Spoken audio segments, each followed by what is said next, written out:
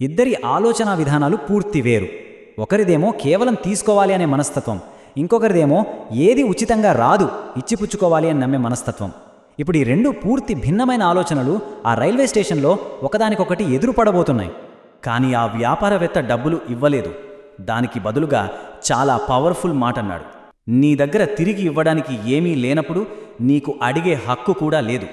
నేను వ్యాపారం చేస్తాను, ఇచ్చిపుచ్చుకోవడాన్ని నమ్ముతాను అన్నాడు. ఈ మాటలు అచ్చం బాణాల్లా ఆ బిచ్చగాడి మనసులో గుచ్చుకున్నాయి. ఆ వ్యాపారవేత్త మాటలు అతని తలలో గింగురుమంటున్నాయి. వెంటనే అడుక్కోవడం ఆపేశాడు. 2 రోజుల పాటు అదే పనిగా ఆలోచించడం మొదలుపెట్టాడు. నా దగ్గర ఇవ్వడానికి ఏమీ లేనప్పుడు జనాలు నాకెందుకివ్వాలి అని బహుశా తన జీవితంలో మొదటిసారి సీరియస్గా ఆలోచించాడు. ఆ ఆలోచనల్లోంచి ఒక మార్పు మొదలైంది.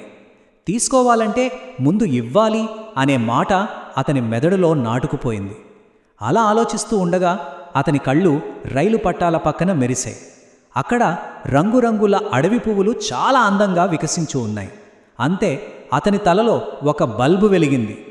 డబ్బు తీసుకున్నప్పుడు దానికి బదులుగా వాళ్లకొక పువ్వు ఇస్తే ఎలా ఉంటుంది? వెంటనే తన కొత్త ప్లాన్ని మొదలుపెట్టాడు. ఎవరైనా డబ్బులిస్తే వాళ్ళకి నవ్వుతూ ఒక పువ్వు ఇవ్వడం స్టార్ట్ చేశాడు. దీని ఫలితం ఊహించనిది. ప్రజలు చాలా సంతోషంగా ఆ పువ్వుల్ని తీసుకున్నారు. అంతేకాదు, అతనికొచ్చే డబ్బు కూడా చాలా పెరిగింది. అతను ఒక ప్యాటర్న్ని గమనించాడు.